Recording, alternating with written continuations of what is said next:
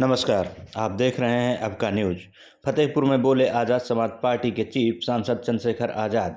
कहा प्रदेश में कानून व्यवस्था फेल, पूरे प्रदेश में भय का माहौल। जी हां, यूपी के फतेहपुर जिले में सरदार वल्लभ भाई पटेल और वैज्ञानिक चिंतक महाराज सिंह भारती के संयुक्त जयंती के अवसर पर शहर के राधानगर स्थित एक गेस्ट हाउस में आयोजित सामाजिक न्याय महासम्मेलन कार्यक्रम में आए आज़ाद समाज पार्टी के राष्ट्रीय अध्यक्ष नगीना सांसद चंद्रशेखर आज़ाद का जिला में जगह जगह भव्य स्वागत किया गया। कार्यक्रम स्थल से पहले सांसद ने शहर के भिटौरा रोड स्थित महाराजा बिजली पासी की प्रतिमा पर माल्यार्पण किया। इसके बाद वीआईपी रोड स्थित सम्राट अशोक प्रतिमा पर माल्यार्पण किया। छत्रपति साहू जी महाराज की प्रतिमा पर भी माल्यार्पण किया। इसके बाद कचहरी पहुंचकर बाबा साहब डॉक्टर भीमराव अंबेडकर की प्रतिमा पर माल्यार्पण कर भगवान बुद्ध के चरणों पर नमन करते हुए कहा कि आज उत्तर प्रदेश में कानून व्यवस्था पूरी तरह फेल हो गई है। पूरे प्रदेश में भय का माहौल बना हुआ है और लोग डरे हुए हैं। प्रदेश के मुख्यमंत्री निरंकुश होकर सरकार चला रहे हैं। अपराधियों का हौसला इस कदर बढ़ गया है कि घर के अंदर घुसकर पत्रकार की निर्मम हत्या कर देते हैं। थाने के अंदर हत्या किया जा रहा है और दलितों के साथ अत्याचार दिन पर दिन बढ़ रहा है। हाल ही में फतेहपुर जिले में दलित शिवम कोरी के साथ विशेष समाज के लोगों ने तालिबानी अंदाज में उसके पैर के नाखून तक उखाड़ लिए। तो खागा तहसील में एक विद्यालय में इंटरमीडिएट की छात्रा प्रिया मौर्य हत्याकांड और हाल ही में देश के चौथे स्तंभ को भी इन दरिंदों ने नहीं छोड़ा और एएनआई के पत्रकार दिलीप सैनी की हत्या कर दी गई है। यह सब हम बर्दाश्त नहीं करेंगे। पार्लियामेंट में चर्चा की जाएगी और समाज को न्याय दिलाने का काम किया जाएगा।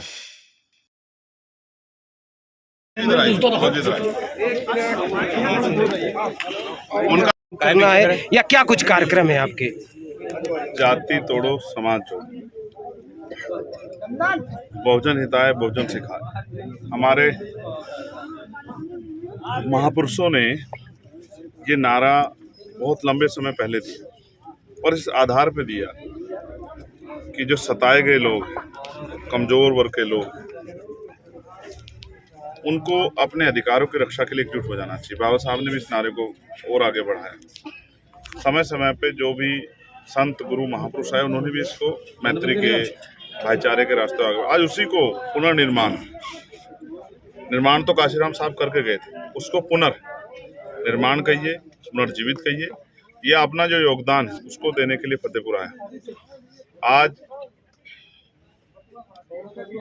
सरदार वल्लभ भाई पटेल जी और चौधरी महाराज सिंह भारती जी का संयुक्त कार्यक्रम हम लोग जो है कर रहे हैं। क्या करा? और बहुजन समाज के बहुत सारे जिम्मेदार साथियों को हमने वहाँ बुलाया, एक मंच, एक परिवार बनाने के लिए। तकलीफ ये है कि यहाँ समस्याएं बहुत हैं। अभी मैं शिवम कोरी के परिवार से मिला, जिसके नखून खींच लिए, आप सब लोगों ने देखा। थोड़ी देर बाद कार्यक्रम के मैं प्रिया मौर्य के परिवार से मिलूंगा। भाई पत्रकार जो हैं दिलीप सैनी, जिनकी हत्या है, उनके परिवार से मिलूंगा।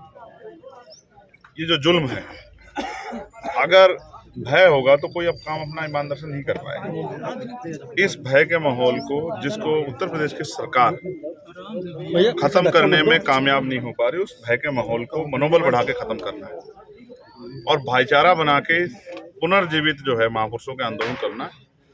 उत्तर प्रदेश को तानाशाही सत्ता से, निरंकुश शासन से भी बाहर निकाल के समतावादी शासन की तरफ लेके जाना है।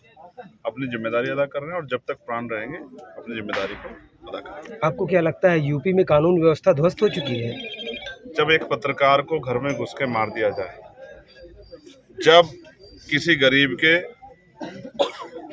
किसी काम को मना करने के, जो कि उसका संवैधानिक अधिकार है, मना करने पे उसके नखून खींच लिए जाएं, उसको जिंदा ही धरती में गाड़ने का इंतजाम कर दिया जाए, जब एक होनहार बेटी को मार दिया जाए और आरोपी सरेआम घूमे, जब 4-4 दलितों की सामूहिक हत्या की जाए और आरोपी खुलेआम घूमे, जब थानों में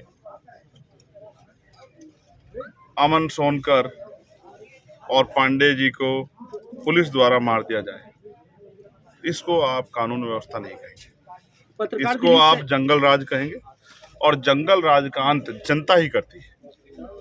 जनता इस जंगल राज का अंत करेगी और जिस दिन अंत होगा तो दोबारा उदय होने में बहुत समय लगेगा। मेरी बात को पत्रकार दिलीप सैनी की पत्नी ने सीबीआई जांच की मांग की है, उनको पुलिस में भरोसा नहीं है।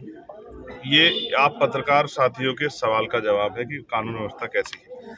अगर पत्रकार का परिवार, पहले तो उस परिवार के लिए मेरी संवेदना है कि कुदरत उनको दुख सहने की शक्ति दे, लेकिन अगर वो परिवार जो कमजोरों की आवाज बन रहा था, उस परिवार की बेटी भाई दिलीप की पत्नी ये कह रही है कि मुझे पुलिस पे भरोसा नहीं है, तो कानून व्यवस्था क्या हाल है, और वो सत्ता की चौखटों पे दम तोड़ चुके थे, ये इसका जवाब है। 4 दिन गुजर कर जाने के बाद भी मुख्य आरोपी अभी तक पकड़े नहीं गए। ये तो मैंने कल अपनी बात रखी और अधिकारियों से बात करी, तो एक आदमी रात में गिरफ्तार कर लिया। मैं आज उन परिवार से मिलूंगा और मैं वचन देकर कहता हूँ कि ये विषय पार्लियामेंट में उठेगा, हर हालत में उठेगा। पत्रकारों की सुरक्षा होनी लाजमी है।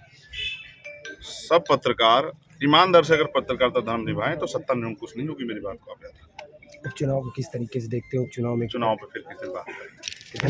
धन्यवाद।